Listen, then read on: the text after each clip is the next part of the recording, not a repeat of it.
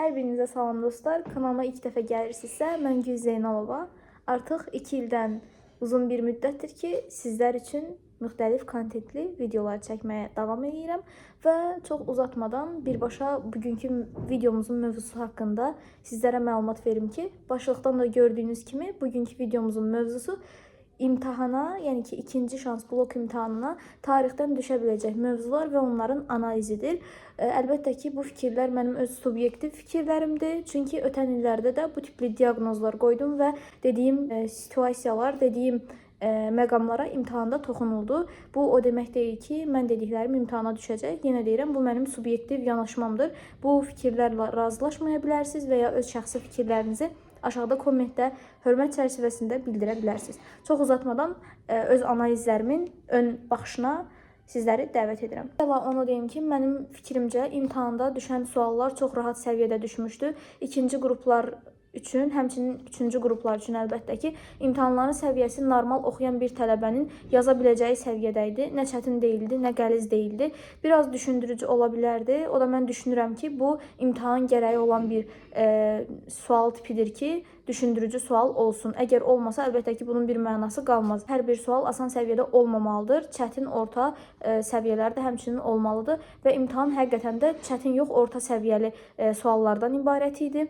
Normal oxuyan tələbə, tutaq ki, həm hazırlığa gedən, həm özü oxuyan, hazırlaşan tələbə imtahan suallarını 30-30 yaza bilərdi. Həmçinin situasiya sualı 27 bal verməyi ilə yanaşı tarixin ilkin anlayışlarından idi ki, belə deyək, tələbələr hazırlıqlarda həmçinin özləri oxusa belə ilk anlayışları əvvəl öyrənirlər və bu da onu göstərir ki, situasiyanı belə normal oxuyan tələbə asanlıqla, rahat bir şəkildə yaza bilərdi. Sadəcə olaraq bu suallar bizə onu göstərdi ki, hər bir şey bizim əzmimizin və çalışmağımızın bəhrəsidir, nəticəsidir. Buna görə də siz ikinci şans imtahanına hazırlaşan tələbələr olaraq bu videoya baxırsınız və mən sizə onu demək istəyirəm ki, hər şey sizin əzminizdən və iradənizdən irəli gəlir. Əgər bu bir ay qalmış müddətdə yetərincə çalışsanız və nizamlı şəkildə davam etsəniz, əlbəttə ki, belə deyək, ikinci şans imtahanından da istədiyiniz nəticəni artıqlaması ilə götürəcəksiniz. Amma bundan öncə mən özüm haqqında da danışmaq istəyərəm ki, hazırda tarix dərslərimizə start veririk. Fərdi şəkildə və yaxud da ki, qrup şəklində dərslərə qoşula bilərsiniz. Bu, hər üç fənnə aiddir. Həm Azərbaycan dili, həm ədəbiyyat, həm də ki, tarix vaxt çərçivəsində sizlərin də razılığı ilə qərarlaşdırıb fərdi və yaxud da ki, qrup dərslərinə qoşulma şansını qazana bilərsiniz. Ətraflı məlumat üçün ekranda qeyd etdiyim nömrə ilə menecerlə əlaqə saxlayın və yaxud da ki, yorumlarda qeyd etmişəm, oradan əlaqə saxlayıb ətraflı məlumat öyrənə bilərsiniz. Hər bir şey əlbəttə ki, imtahan prosesinə uyğun bir ayda çatdırılacaq səviyyədə keçirilir və artıq mən bu işlə 3 ilə yaxındır ki, məşğul olduğuma görə mən bu haqqı, hazırlıq keçmə haqqını özümdə tanıyıram. Bu məlumatı verməyə ehtiyac yox idi, düzü. Sadəcə olaraq əgər istəsəniz əlaqə saxlaya bilərsiniz. Davam edirəm tarix haqqındakı suallarla. Bugünkü videomuzun mövzusunda isə əsasən mən tarixə hansı mövzular 100% düşə bilər, hətta bəlkə ehtimalla 99% desəm daha düzgün çıxar, imtahana düşə bilər, onlar haqqında danışmaq istəyirəm. Mən əvvəlki sualları analiz etdim və oradan çıxardığım suallar, ümumilikdə mövzular belə idi ki, mən daha çox gördüm, hər bir mövzuya üstünlük veriblər. Amma biz məsələn bilirik ki, ibtidai icma quruluşu hər il düşür, hər zaman düşür. İbtidai icma quruluşunu sıfır tarix bilən bir tələbə ibtidai icma quruluşunu əzbərləyib 5 balını ibtidai icmanı yazıb tapa bilər. Hətta imtahana 2 dənə ibtidai icma quruluşundan sual düşdüyünə görə sıfırdan gedən bir tələbə sadəcə ibtidai icma quruluşunu oxuyub 10 bal toplaya bilər. Bəlkə də deyərsiniz 10 bal nədir ki? Əgər bunu deyirsinizsə yoldaşlar, əlbəttə ki, bu sizin tutumunuzdan ibarətdir ki, 10 balı az görürsünüz, deməli siz daha çox biliyə sahibsiniz. Yəni mən onu deməyə çalışıram ki, sadəcə olaraq sıfırdan hazırlaşan bir tələbə belə bir mövzunu oxuyub 10 bal əldə eləyə bilər. Bayaq 0 bal toplayardı, indi 10 bal əldə eləyə bilər.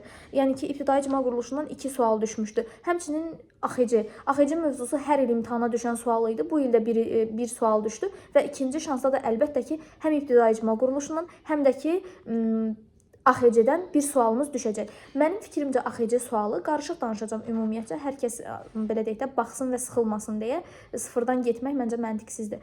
AXC sualından bir qrafa şəklində sual düşmüşdü və bu qrafada ümumi bir ümumi anlayış idi. İkinci şansda ehtimal edirəm ki, sadəcə olaraq ki, mədəni hadisə haqqında düşə bilər, maarifləndirmə sahəsi üzrə və yaxud da ki, iqtisadi sahə üzrə, sosial sahə üzrə, siyasi sahə üzrə, yəni və ya hərbi sahə üzrə sizdən hansısa bir sualı soruşa bilər ki, AXC-nin hərbi sahədə keçirdiyi islahatı göstərin və ya mədəni sahədə keçirdiyi. Mədəni sahə daha çox mənə yaxın gəlir ki, zənnimcə mədəni sahədən sual düşəcək. Yəni konkret belə bir sual gözləyirəm AXC-dən. AXC sualından bu tipli bir sual düşə bilər ki, tutaq ki, AXC və müasir Azərbaycanın hərbi sahədə keçirdiyi islahatlar haqqında doğru fikirləri müəyyən edin və ya yanlış fikirləri. Bu AXC haqqında ikinci sual tipimdir. İbtidai icma quruluşundan mən düşünürəm ki, bu səfər bir sual xəritədən bir sual normal belə ki, hansısa bir dövrün, neolit, paleolit dövrünün ortaq cəhəti idisə, mənim zənnimcə bu dəfə xəritə sualı düşməyəcək.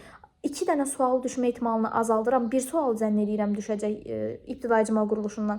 Xəritə sualı olmayacaq. Sadəcə olaraq yenə normal, məsələn, mezolit dövrünə aid mezolit dövrünə aid düzgün sualı seçin və s. bu tipli bir sual gözləyirəm. Yəni bir sual düşəcək məncə. Amma gəldik digərinə, Atropatena. Məsələn, Albaniyadan sual salmışdım, Atropatenadan salmamışdı. Buna qarşılıq olaraq 2 dənə Atropatena sualı sala bilərlər və ya yəni Mannadan sual düşəcək. Manna sualı sala bilərlər. Atropatena Mannanın ortaq cəhəti sala bilərlər. Atropatena Albaniya fərqli ortaq cəhəti sala bilərlər. Bu sual tiplərinə şiddətli şəkildə diqqət edin. Yəni qədim dövrdən ümumiyyətcə bu anlayışlardan sualı gözləyirəm. Müasir dövrdən biraz danışaq. 2-ci Qarabağ müharibəsindən düşmüşdü. Yoldaşlar, zənnimcə bu dəfə antiterror əməliyyatlarından sual düşə bilər. 2-ci Qarabağ müharibəsinin xəritə sualı düşə bilər. Xəritədən sual düşə bilər. Böyük ehtimalla 2-ci Qarabağdan düşsə əgər. Bir də ki, antiterror əməliyyatlarından, çünki bu da müasir dövrümüzdə, əlbəttə ki, bunu bilirsiniz məncə. Antiterror əməliyyatları nəzərinizdə qalsın. Böyük ehtimalla bir sual buradan var. Azərbaycan SSR-dən düşmüşdü. Azərbaycan SSR-dən hər il düşür. Bu dəfə məsələ 20-ci illəri salmışdım. Mən düşünürəm ki, 70-ci, 80-ci illərdən sual var. Bu hissələrə diqqət eləyin. Xüsusən də mədəni sahəyə, yenə deyirəm, mədəni sahəyə bu dəfə də diqqət eləyin. Mədəni sahədən sual var. Sonra gəldim Qazan xan islahatlarının. Nəzərinizdə olsun, Qazan xan, məsələn, Monqollar dövründən düşmüşdü, ümumi Monqol dövründən. Monqol yürüşləri ola bilər. Qazan xan islahatları ola bilər. Məsələn, mən imtahan verən ili 2023-də, hətta 2022-də də düşmüşdü. 1303-cü il islahatı, təhkimli vəziyyət. Bu hissəyə diqqət edin. Buradan yenə bir sual gəlmə ehtimalını zənn edirəm. Sonra 1-ci Dünya müharibəsinin, Azərbaycanın 1-ci Dünya müharibəsində olduğu dövr. Bu dəfə Azərbaycan 2-ci Dünya müharibəsində olduğu dövrdən sual gələ bilər. Gələcək daha doğrusu. Misirdən bəlkə bir dənə də sual salalar. Amma əsasən burada da qeyd etmişəm. Hun, Hindistan, Çin, bunlardan 100% bir sualınız var. Hindistandan daha çox ehtimal edirəm. Çinin də yenə mədəni sahədə ya da ki, Sin Şixuandinin dövrü, Xan sülaləsindən ortaq fərqli cəhət. Bunlardan sual düşmə ehtimalı böyük ehtimalladır. Romadan düşmüşdü, bu dəfə Yunanistandan düşəcək, diqqətli olun. Osmanlının ilk dövründən sual düşə bilər, düşəcək 14-15-ci əsr. Mehmetin dövrünə diqqət eləyin. Dehlidən suallar olacaq.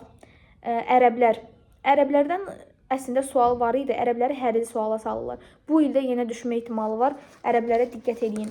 Sonra gəldik bu tərəfə Ağqoyunu. Ağqoyunlardan bir sual, Səlcuqlardan bir sual. Saci, Səlari, Şəddadi. Bunlardan Rəvadilərdən və s. düşmüşdü, Şirvanşahlardan. Saci, Səlari, Şəddadilərə diqqət eləyin. Buradan yenə sual gələ bilər. Sual gələcək daha doğrusu. Tunç dövrünün özünə aid qeyd etmişəm. Tunç dövrünün özünə aid sual gələ bilər. Xürrəmlər hərəkatı sual gələ bilər. Nadir Şahdan, Əfşarlar sülaləsindən sual gələ bilər. Səfəvlərdən onsuz da sual gəlir. Hətta Səfəvlər xəritə sualı olacaq. Mədəniyyətdən bir sualınız var. Tutaq ki, 3-7-ci əsr abidələri və s. Bunlara diqqət edin. Yeri gəlmişkən, ümid edirəm linki yerləşdirməyi unutmaram. Səhifədə belə dekorlu bir şəkildə tarix izahları var. Mədəniyyətin izahı keçib ona baxa bilərsiniz. Həmçinin vergilərin və s. növlərindən bir sual olacaq, ona baxa bilərsiniz. 5 dəqiqə ərzində izah eləmişəm. AXC-nin 5 dəqiqədə izahı var. Baxa bilərsiniz, hər birindən yararlana bilərsiniz. 1917-ci il fevral inqilabı hissələri, Azərbaycan SSR-in yarandığı dövrlər. Buradan sual gözləyirəm. 1-ci Qarabağ müharibəsindən sual gözləyirəm, çünki düşməmişdi. Sonra müstəmləkə üsyanı, Rusiyanın Azərbaycanın işğalından sonra müstəmləkə üsyanları baş vermişdi. Həmin üsyanlar nəzərinizdə olsun, ortaq fərqli cəhətləri və yaxud da ki, sırf üsyanlar niyə baş vermişdi? Bu sual soruşula bilər. Tez-tez danışıram, siz sıxılmayasınız deyə. bu arada. Xanlıqlardan bir sualınız 100% var. Ümumi tarix, belə deyək də, diaqnozum belə idi. Bu danışdıqlarım həmçinin ikinci qruplara aiddir, sırf üçüncü qruplar deyil. Mən sual analizini etdim tez bir şəkildə. Ümumilikdə danışmaq istəyirəm biraz da situasiya haqqında, amma sual analizindən biraz da məlumat verim. Bilmirəm məlumatlarım, ehtimallarım nə qədər düzgün çıxacaq, amma hiss edirəm ki, 80-90% düzgün olacaq. Kanalımda əvvəlki illərin ehtimal videoları çəkmişəm. Deməli, situasiya suallarını ehtimal etdiyim hissələr əslində müasir dövrlərdən, belə deyək, ABŞ ola bilər, amma ABŞ-a hər il saldıqlarına görə bəlkə bu il salmadılar fikri də məndə var, amma bir tərəfdən də ABŞ-dan da düşə bilər ehtimalı məndə hələ də, yəni ki, öz aktuallığını qoruyur. Həmçinin 1-ci, 2-ci Dünya müharibəsindən situasiya ehtimalı eləyirəm. 1-ci, 2-ci Dünya müharibəsi, ABŞ-ın yeni dövrü, hansısa bir prezidentin dövründən yenə ehtimalım var. Sonra Türkiyədən situasiya düşmə ehtimalı var, elə hiss eləyirəm. Əslində hissiyatla olan bir şey deyil. Yarı faizi hissiyat, yarı faizi ehtimal. Amma Türkiyədən də situasiya gəlmə ehtimalını beynimdə canlandırmışam. Torpaq islahatı falan olan dövr. Bunu yadda saxlayın. Qədim dövrdən düşməyəcək 99%. Gəldik məsələn Ağqızılgül, Alqızılgül müharibələri dövrü, 100 illik müharibə dövrü. Bu dövrdən böyük ehtimalla situasiyanın buradan gəlmə ehtimalı da var. Səlibçilərdən inanmıram situasiya düşə, amma düşmə ehtimalı da var. Bir dəfə düşübdü, səhv etmirəmsə. Bu dəfə də düşə bilər. Yoldaşlar, 14-cü, 15-ci əsr İngiltərə, Fransa, Almaniya bu dövr, 1-ci, 2-ci Dünya müharibəsi dövrü, Türkiyə, ABŞ. Bunlar mənim ehtimal etdiyim situasiya tapşırıqlarıdır. Əgər sizin də beyninizdə belə qarışıqlıq varsa, mən dediyim bu hissələri hazırlayıb, ən azından deyərsiniz ki, məsələn, ehtimal edilənlər var. Ehtimalları oxuyub, sonra digərlərini dəyərləndirə bilərsiniz. Yəni, mənim fikrim bunlar idi. İstəsəniz, bunları nəzərə alarsınız. Azərbaycan tarixindən, yəni ikinci qruplara görə, mənim zənnimcə bu dəfə İkinci Qarabağ müharibəsindən sual düşə bilər, sual düşmə ehtimalı var. Kəndli islahatlarından gələ bilər, 1840-cı illər islahatı və s. Bunları nəzərdə saxlayın, bunlardan da gələ bilər sual. Qədim dövrdən düşmə ehtimalı yenə mənim üçün azdır, amma var ehtimal.